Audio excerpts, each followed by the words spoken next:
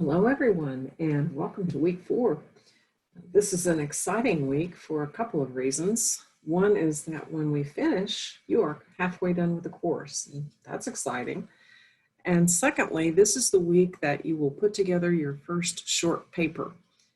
You will use all of the skills we've studied so far, such as essay formatting or setting up our paper, prepping it, headings, an introductory paragraph with a thesis statement, body paragraphs, which are those meal paragraphs we took a look at, and finally the reference page.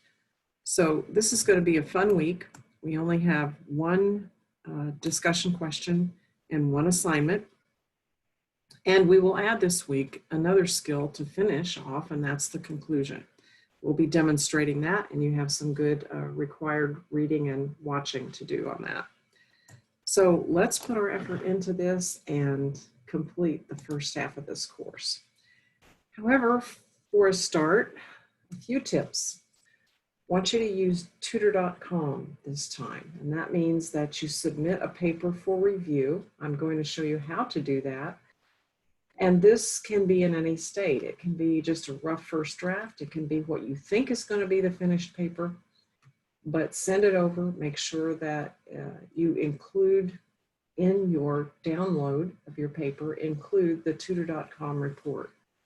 Secondly, we're going to be using Grammarly as a way to help take care of surface errors. I'll be demonstrating that. And very importantly, please use the previous feedback that you've received. So for each part of a paper that you put together this week, go back and take a look at feedback you've received and apply that. If you missed points the first time, it's just silly to make the same mistake and miss the second time of getting that paper correct. You just repeat the mistakes, you repeat the errors, you repeat the deductions, and there's no need for that. So please use that previous feedback and apply it. All right, discussion question number 1 is talking about proofing. Proofing is another way to refine your paper and to give the writing a professional look. It's another word for polishing and proofreading. All those mean the same thing, but it means to remove the mechanical or the surface errors. This type of review does not focus on the structure or the content of the information, but rather the errors on the surface. If you look at your paper for content, for clarity, for organization, those deeper things, that's called editing. This discussion question is not going to be talking about editing, but about proofing, getting rid of all those little goofy things that distract and diminish your professional demeanor in a paper. The idea here is to remove every single error, the punctuation, the grammar, the spelling, and keep in mind that professional writers of journals and books and magazines and newspapers, they all do the same thing. So to consider this unimportant is really to distract your reader and to disrespect the other authors that you've used. It's always done in more than one step. Good writing never is the first draft. Even for professionals, they write, rewrite. Editors mark things out with a red pencil, then they rewrite it again. So good writing is a series of steps, and this is just one of them. So we've talked about what proofing is. And we are going to take a look at a tool that really can help with this. It's called Grammarly. There is a free sign up for this.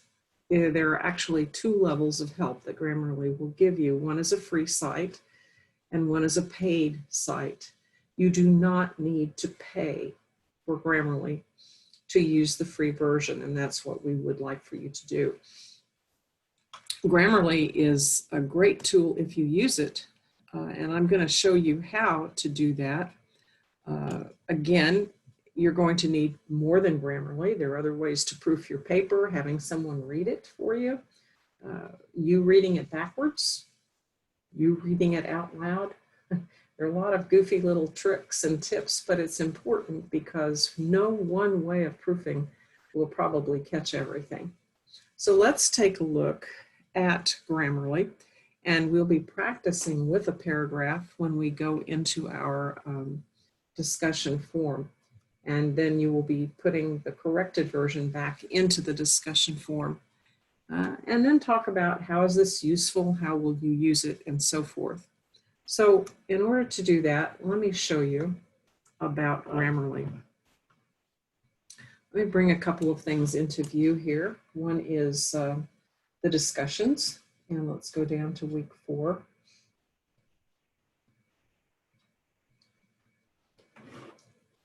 And just went a little past it here. So this discussion question is going to ask you to go to this sign up site right here.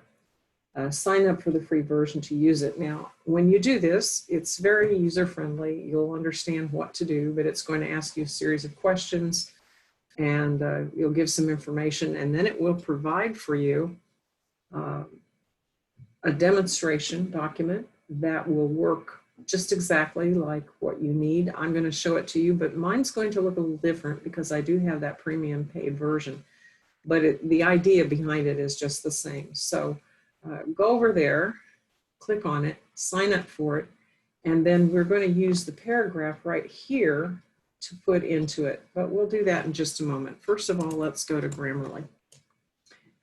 So this is what mine looks like. It'll maybe be just a little bit different for you, and but that's okay, it will work the same. So let me now go back, and I'm going to grab this paragraph right here, and I'm going to copy and paste it right into Grammarly. There are 2 ways to get information into Grammarly. You can upload an entire paper using this function, or you can just put a little copy paste down, which is all we're going to do here. So we'll use this one. And there it is. It may ask you for some guidance on what kind of a paper this is.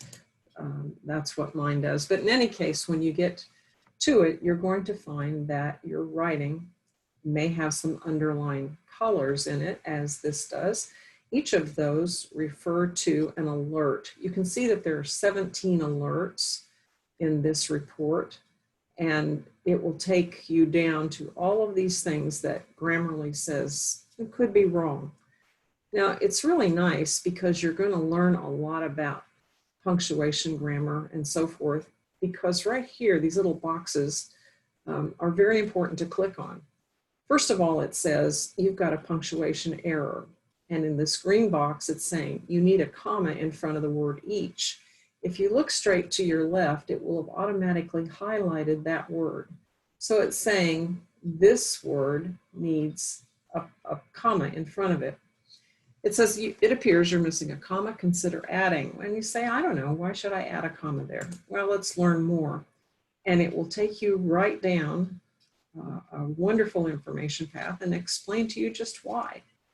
And in this case, the idea here is correct. And so I would click on that and watch what happens. It just automatically corrected it, and the alert is gone. So let's do the next one. This is going to reflect this word here, and you say, well, what are they even talking about? Well, click on it, learn more. It's going to talk to you about what that means, and you can decide whether or not you want to make that correction.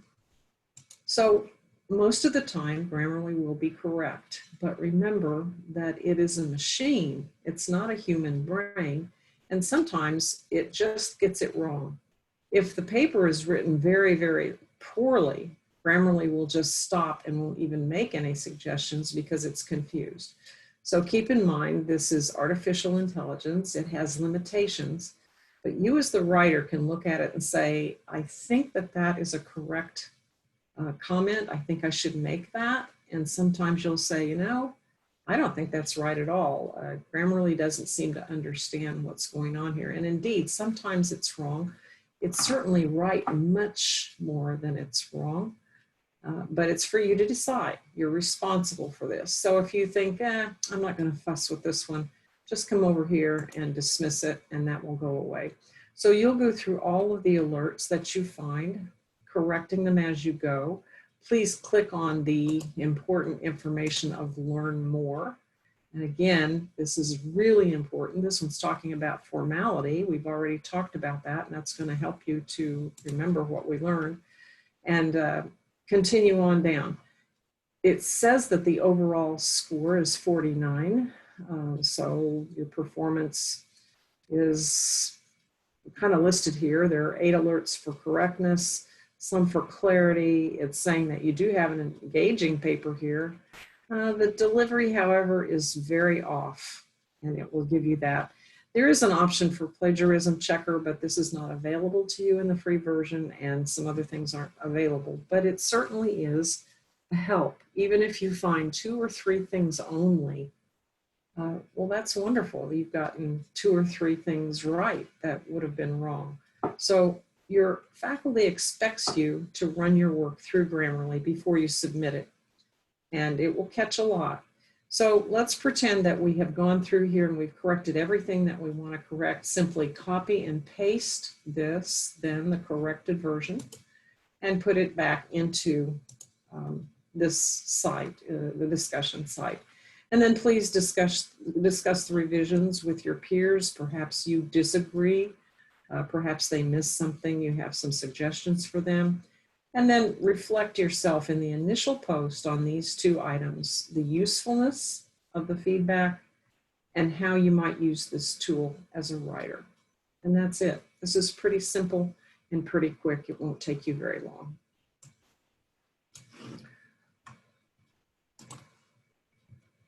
All right, so now we're all ready to write the essay, and you've prepared the document in many ways. You have outlined the content with headings, you've collected the references, you've corrected in-text, or created rather, in-text citations. And so all that remains is really just to write the introduction. You're going to use the construction pattern that we used last week. You're going to include a thesis statement with the topic, the claim, and the evidence pieces. The body paragraphs under each heading will be meal paragraphs, and you've already completed one. However, if you had any errors, corrections, adjustments that needed to be made, then it needs to be made before you put it into this paper. And then for proofing, you're going to upload your paper to Grammarly and put it through tutor.com and find some other way to check for errors.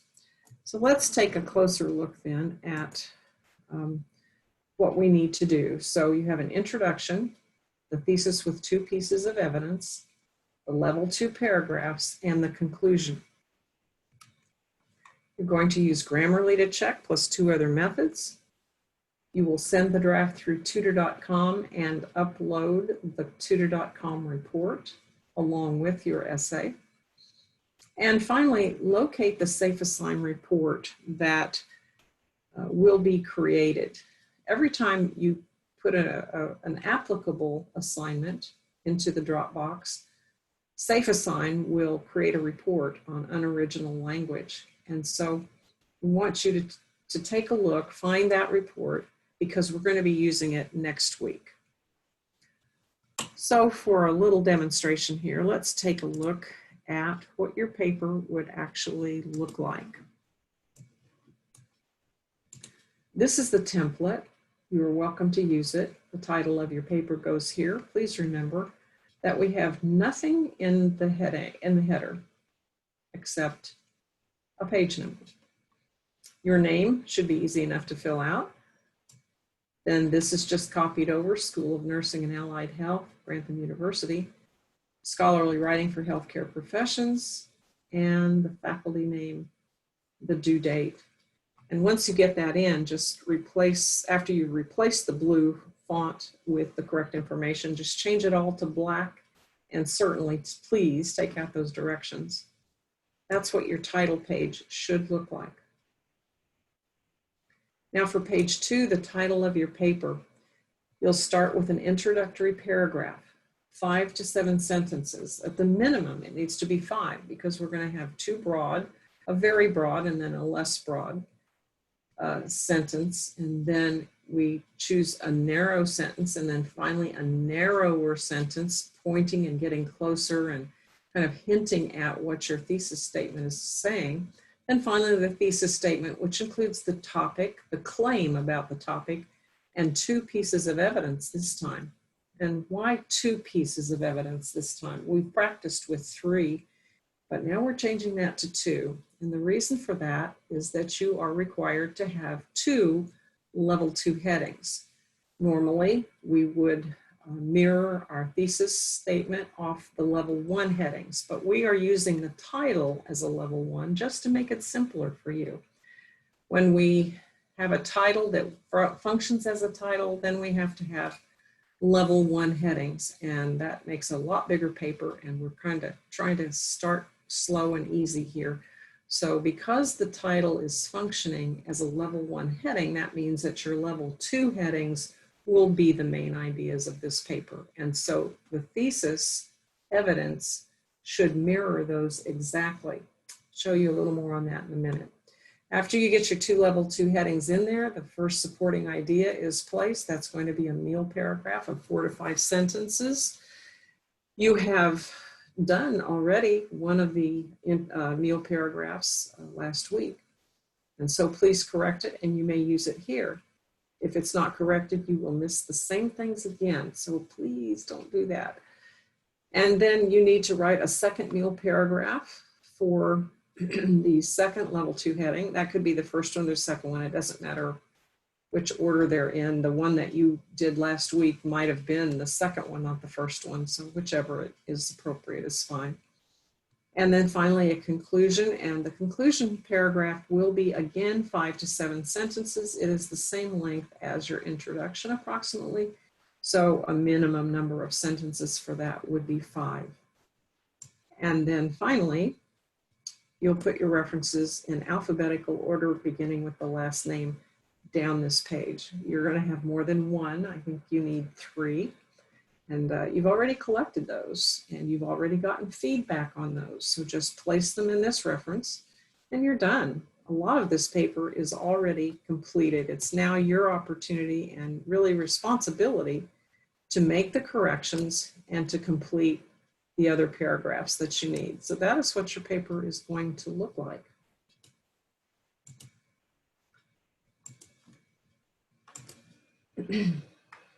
Oh, before I do that, let me show you a couple of other things here. I was going to show you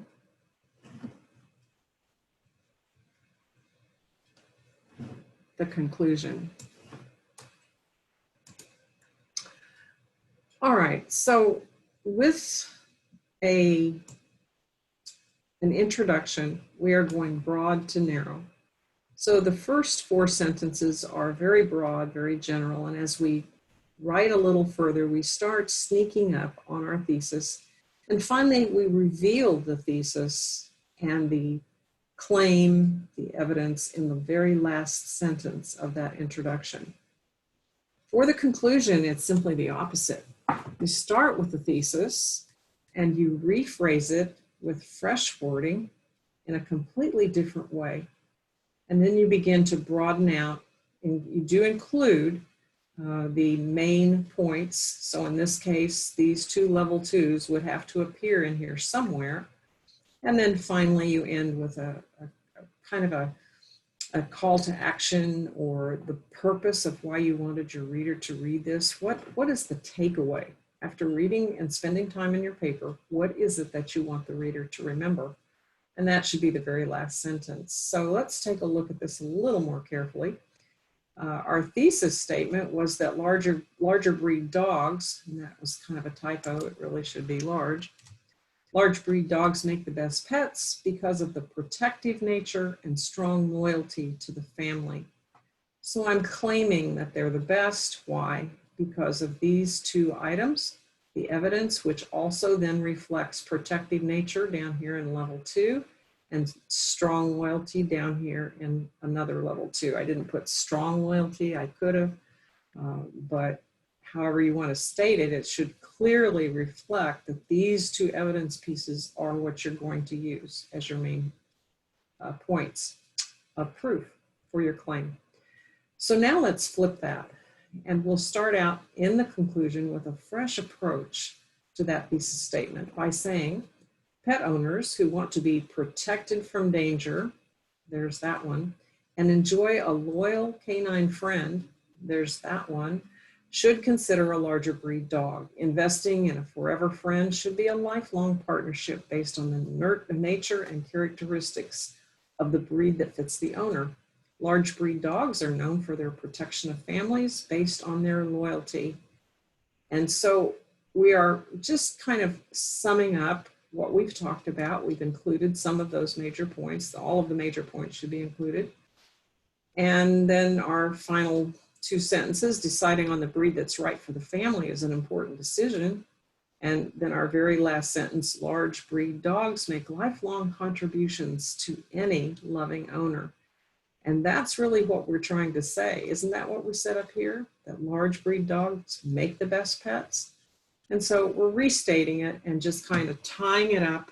We end where we started, and that's a conclusion.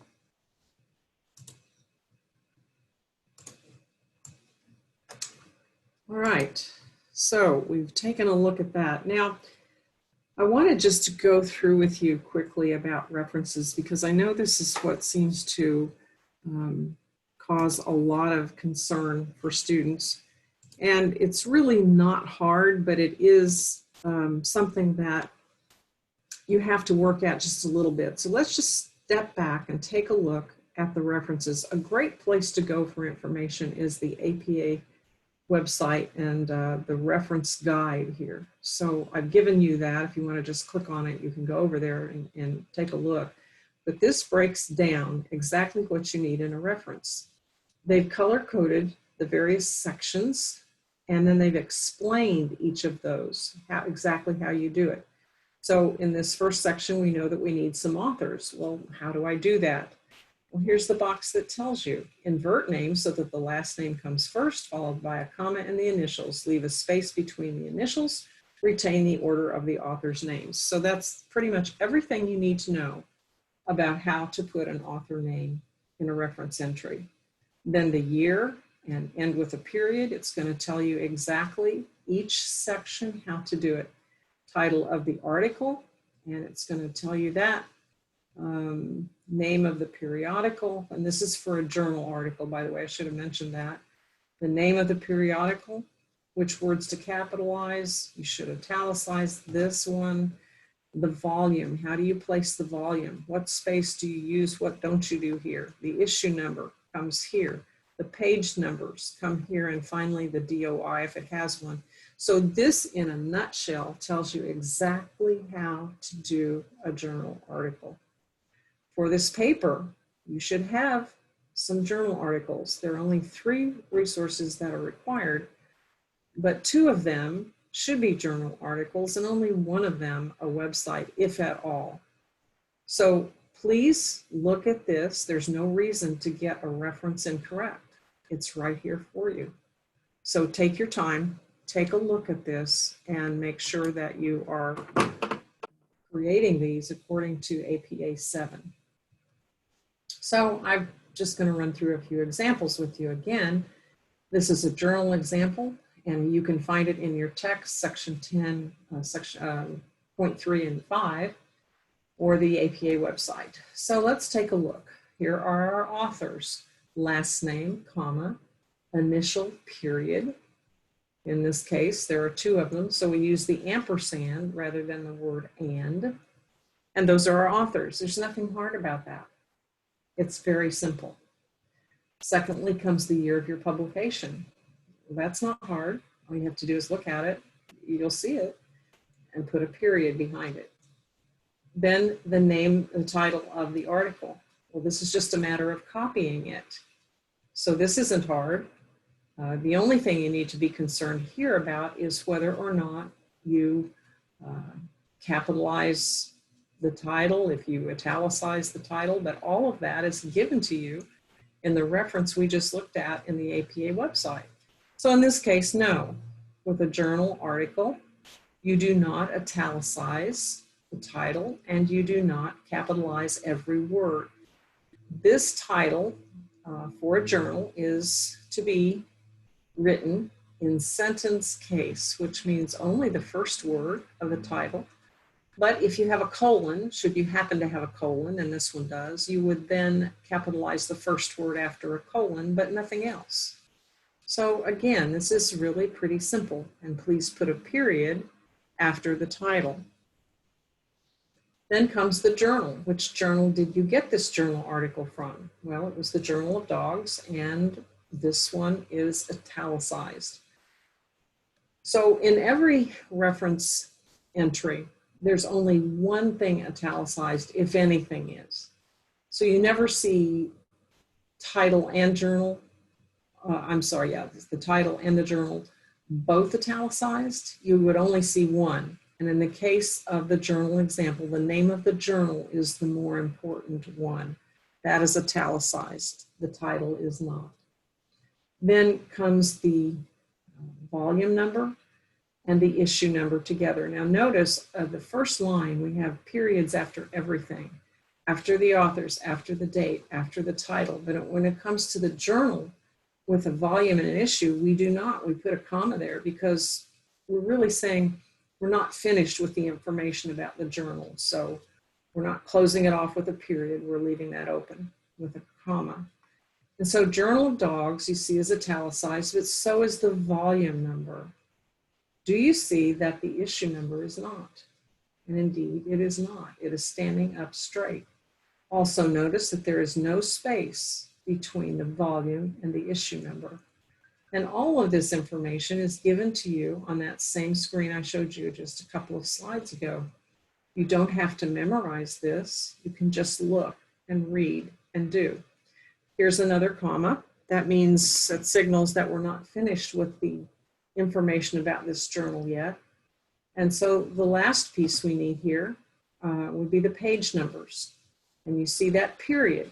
That means, all right, we're done, we're finished with giving the information about the journal. We've given the title, the volume, the issue, and the page numbers. Now we're done. There's really nothing more to say about it, period. With the page numbers, we're not looking for P period or PP period or the word page written out. None of that. It's simply the numbers, nothing more. And finally, for our last entry, we have to say, where did you find this? Because someone else is going to come behind you and want to find it. So we always use the DOI, if there is a DOI, if that's given. If it is not given, you don't use it. Just leave that blank. DOIs are now structured with the https://doi.org and then finally the number. And this is important that we do this correctly. And I do see an error here. Right there, that should not be there. And I'll fix that slide. My apologies. That should not be there. But it used to be in APA 6, we just put DOI and then we'd sling it out there. But no longer. Now we need the HTTPS format. So that is the correct format. Notice that we've had periods after each section. We had a period at the end of our authors, our date, title, all of the pieces of the journal, but there is no period after the DOI. And the reason for that is because for online work, they would like you to put it in the hyperlinked form. And if there is a period there, that could interfere with someone coming along and being able just to click on it and get to the article. So no period at the end of the reference. All right, so that's an example. You see that there is a hanging indent. Hanging indent means that the second line, should it slop over into a second line, is inset rather than flush left. We'll be talking a little more about that in a minute. All right, now what about a website example? And you have a specific author. So you go to a website An article is written, information is written there, and the author is named. This is how you're going to do it. And if you need more information, again, the APA website is wonderful, as well as your text, section 10.100. So let's just use our same example for simplicity. You would use the same, you do the author the same way. It's exactly the same. The date is the same unless they also give you a date of a month. And if they give you a day of the month that this was put up on their website, then you would include it. Sometimes they don't. If there's no year placed there even, you would scroll all the way down to the bottom of the website, way down until you can't go any further. And usually there is a date down there, a date of upkeep of the site, and you may use that one. But so far, this doesn't look terribly different, except maybe if there's a month day, but that's easy. The year goes first, and then the month, and then the date. The title is capitalized just the same, but you see something happened here. We've italicized the name because we don't ever italicize two things. So if there is no journal, if there is a journal, that's italicized. If there is no journal, the title would be. And in this case, they asked that you put in the website name. And so we got this from the CDC, so we just, that is such a common name. It's not necessary to put Centers for Disease Control. I don't believe that CDC should be fine with a period telling what website it is. And again, the DOI. So that's really not hard. The only thing we changed here is because it's a website, then the title becomes italicized. In our other one, our journal was italicized, so we couldn't italicize the title as well because you can't do both. In this case, we didn't have a journal to italicize, so the title is. All right, so what if we have no specific author? Then we use the organization, and in this case, you might want to place it. If this were another type, you definitely would want to if the abbreviation was not well known, but I've written this out just to kind of show you what it would look like if you had some kind of website that isn't readily known by everyone. So the name of the website would then go there with a period, the date, no different than what we just showed you. There is the title, that's no different, and the DOI, which is no different. And so this is just the same. The only thing that happened here is that because we didn't have authors' names, we used the organization or the website name in its place, and we didn't repeat that. Remember how we put a CDC between the title and the DOI? We didn't do that because that would be duplicate of what's already on that first line. We've already said Centers for Disease Control and Prevention, so we don't need to put a CDC down there. We already know where the website is, and we've already put it in, so that would be eliminated. If you can do those three things, you pretty much have it whipped. So maintain contact with the APA website, your textbook, that reference that I gave you to show you the parts and pieces, and you'll be fine.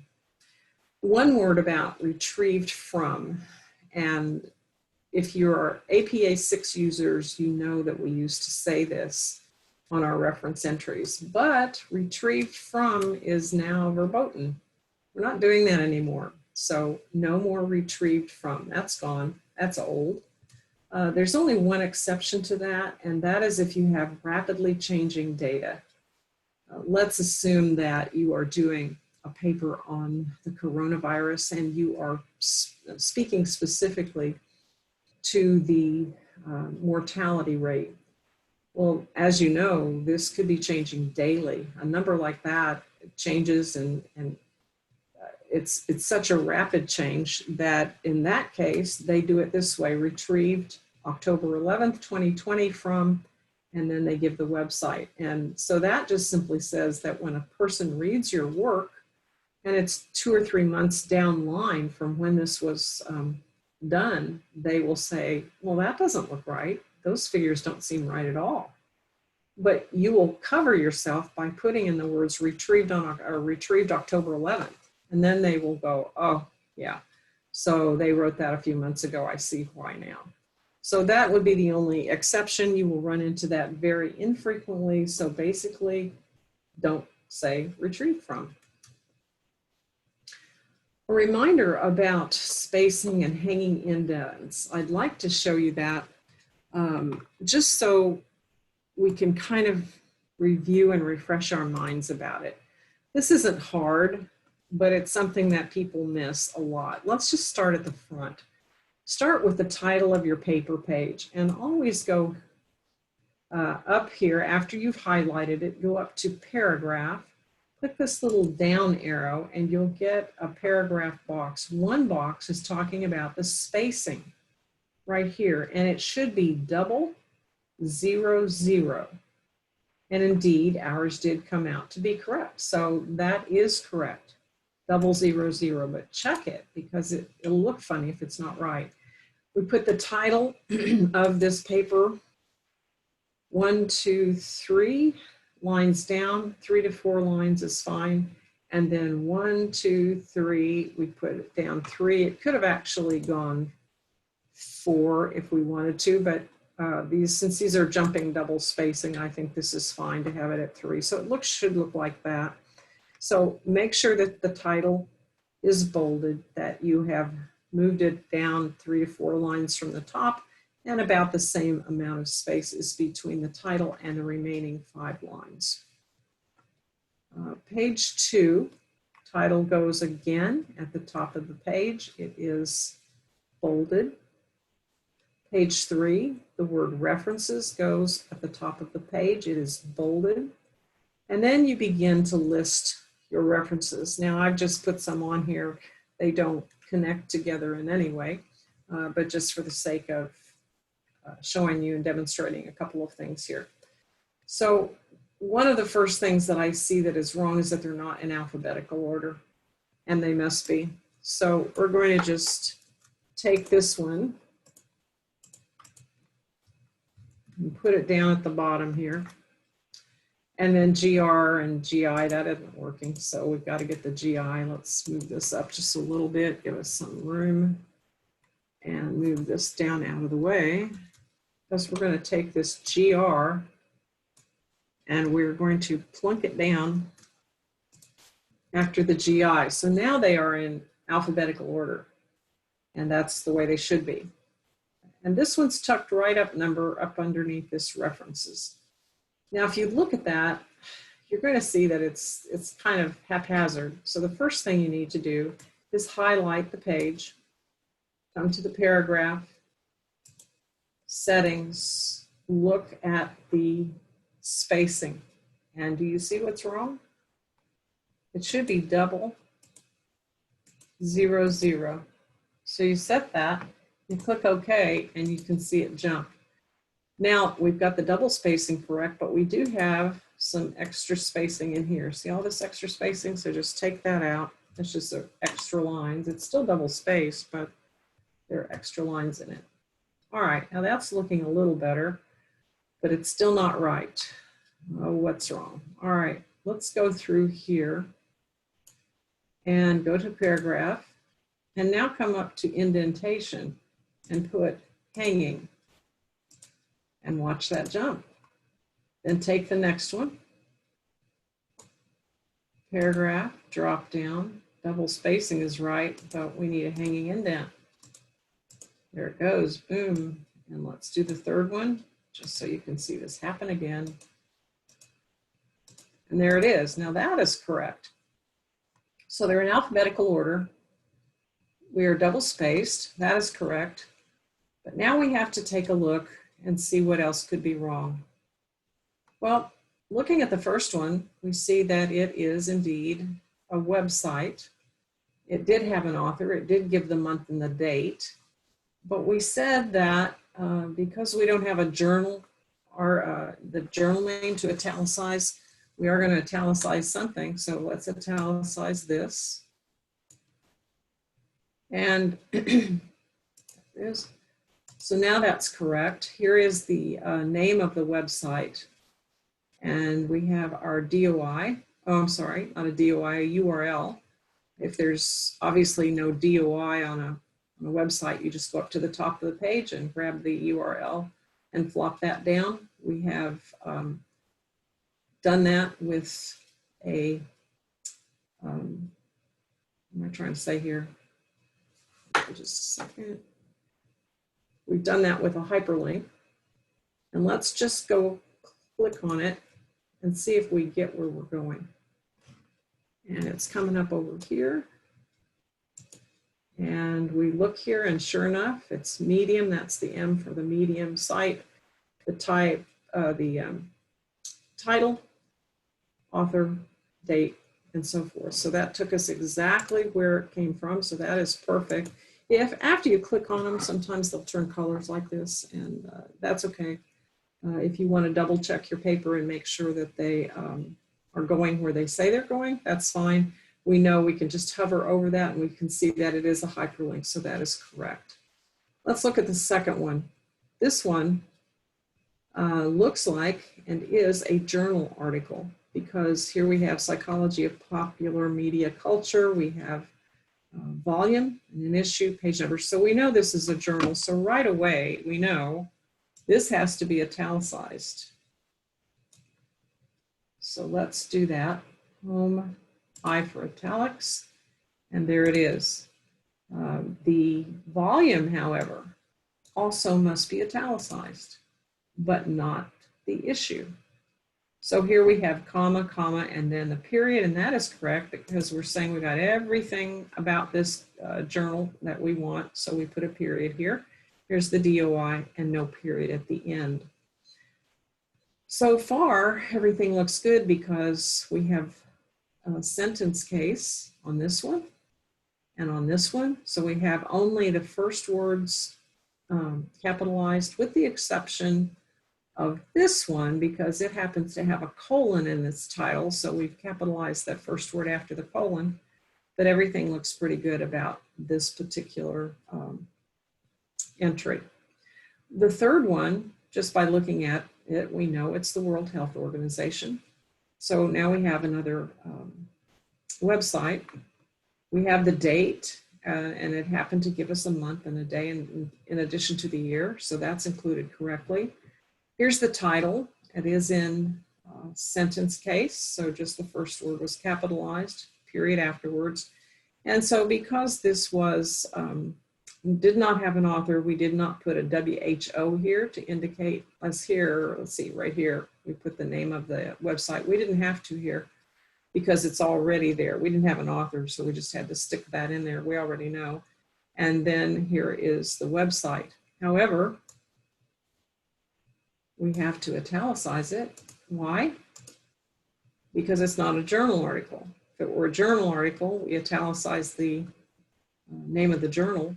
We don't have that here, so we do it to the title instead. All right, so let's just double check again, make sure everything is correct. We have, oh, I don't know why, oh, hang on, that didn't show our, it's good to check that, but it didn't show it because we got up there too high, and I don't know why that's not showing it. Well, let's fix it then. We were fixing them one at a time, so let's see what happened here.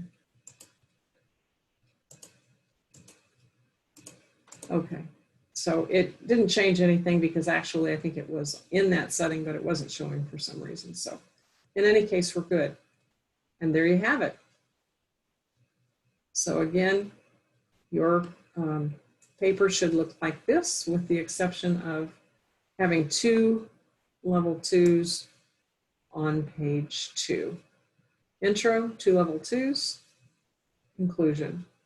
I'd like for you to spend your time really focusing on this paper because it's very short and much of it's done for you. So I want you to take the time, instead of writing a ton of stuff, let's focus and narrow our look at the structure and the mechanics of what we're writing. So the introduction needs broad to narrow, 5 sentences, thesis in the last sentence, 2 evidence pieces, a nice claim, Make sure that all those parts and pieces are in your intro. Make sure that the meal paragraphs have an M, an E, an A, and an L. That E means that you have to use an in-text citation. You have to cite that piece of evidence.